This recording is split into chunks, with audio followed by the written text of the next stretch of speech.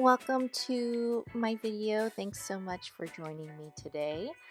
I created this video, hopefully it'll help you in the salon, but my client Mary has pretty dark hair naturally, and she comes in every like 3 to 4 months, and I do an all over um, traditional highlights on her, and then I do a base bump, which is a 30 volume, and I'll be putting that on after I put in all the foils, which I know is a little controversial. Sometimes they say, I don't know who they are, but sometimes you hear colorists say do the base bump first, especially with dark hair like this, and then do the highlights after it's lifted. But I just try to be so efficient with my time, and I do the base bump after all the highlights are in.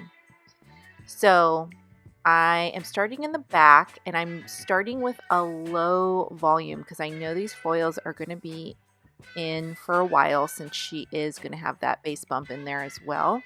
So I started with 10 volume, and starting at the nape, I'm doing very fine weaves around the hairline, 2 back to back that are not weaved, or I'm sorry, not teased. And then I'm just bricklaying all of the foils. So doing a few on the sides and then in the middle as well. And I'm just working my way up.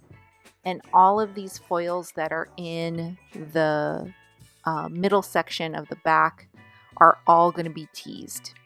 So I like to do a fine slice, weave those, and tease them. That just gives me a really, really blended look. Sometimes in the back, I notice if I don't tease them, they can just look really stripy and strong. So, and the back is where, you know, you don't really see it that often, but I like to have a really soft effect in the back. It really bugs me when I see a really strong line back there. So I always make sure I tease the weaves in the back of the head. So I am using, yes, I said before, I am using 10 volumes. So it's O&M, their ammonia-free blue lightener, and their activator in 10 volume, and I did add a little bit of the Core Restore as well. So Mary, my client, she has been to me before, so she has some previously lightened pieces. So what I do is if there's highlight pieces that are really over processed and I don't want to process them again, I'll take a separate foil, which I just did right now, and weave out the darker pieces and leave the lighter pieces underneath, and then put a new foil on top to highlight just the dark pieces that need it. And that way you get some separation with the highlights, so you're not over processing already really blonde bits of the hair.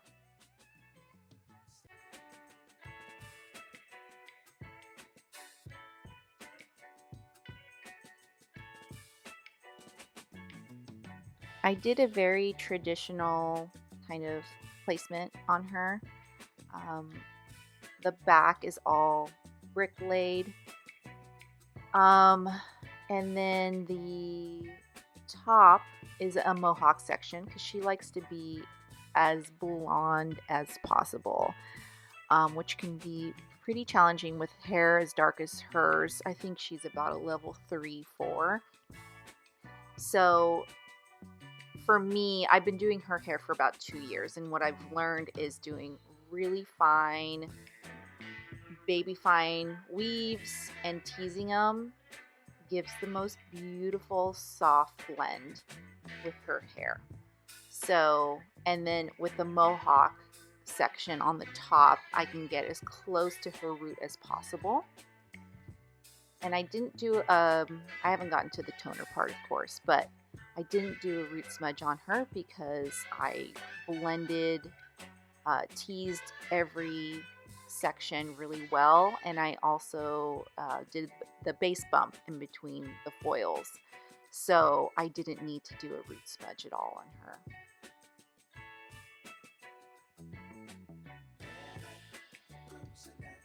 Yeah, Mary really likes to be as light as possible, and she's mentioned going with an all over blonde before, like a platinum card kind of situation. And I just don't see that for her. And I'm very honest with my clients and just like, hey, how much upkeep do you want to do?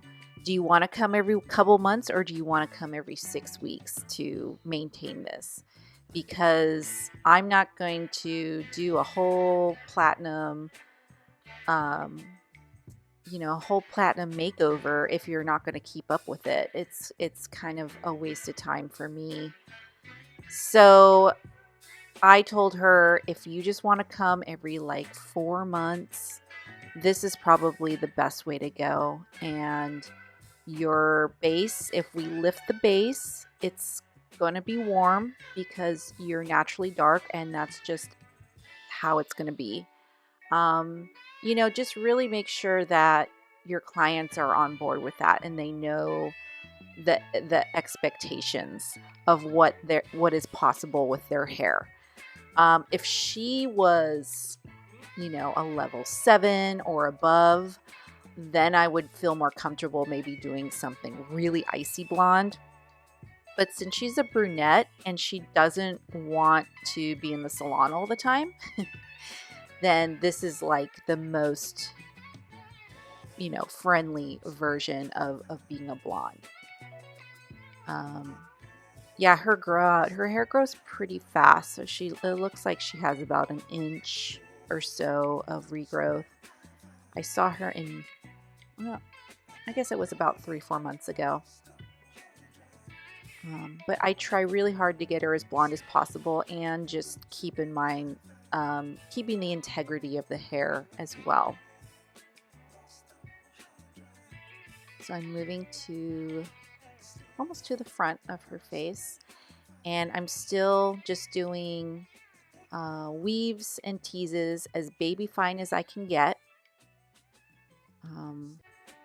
I'm keeping in mind I don't want it to be too stripy, so doing really fine sections really ensures that there's not going to be too much stripiness, especially with a mohawk sectioning. And yeah, you technically could fix that stripiness with a root smudge. That root smudges are brilliant and great in that aspect, but if you can prevent it beforehand, I mean, that's even better. It just saves you more time.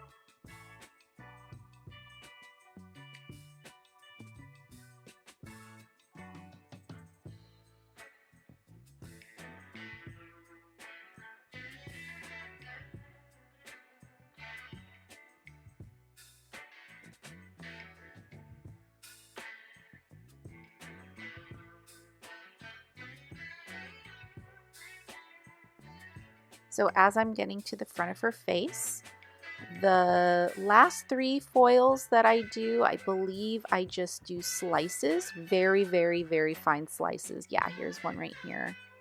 Very fine slices for the money piece, right in front of her face. And she has kind of a widow's peak, so I make sure I really get in there. I'm not sure if I did one last little section. Oh, she might not have had enough hair, but she has a little bit of a widow's peak, so sometimes I'll just really baby fine get that widow's peak.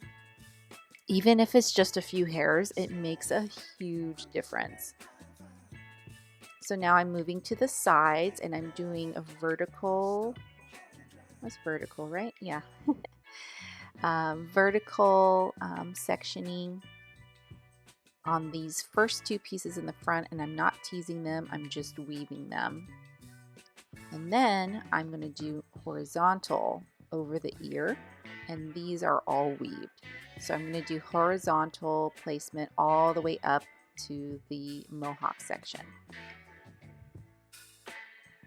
I really like doing this placement instead of doing vertical all the way. I kind of mix it up sometimes, but this way is really nice because I feel like if you have a client that wants to be really, really bright blonde, this makes it even brighter. But you have to be really careful because you don't want a huge stripe at the top. So make sure you just tease that really, really well and blend the brush into the tease very, very softly so you don't get that harsh line up at the top.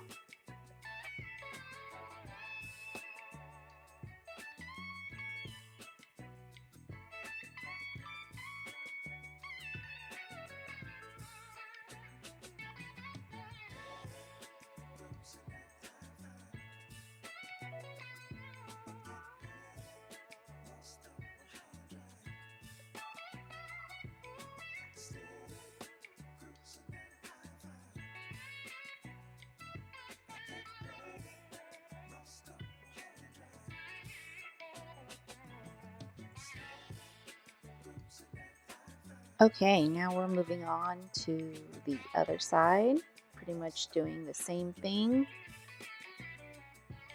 It's nice to have this sped up. This probably took me about an hour to do in the salon.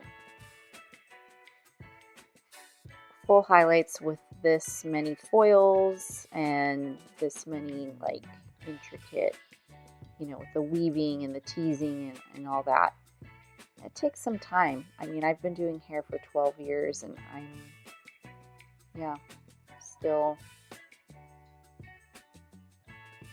feel like I'm pretty fast, but you still don't want to be too fast to where you're missing out on important things.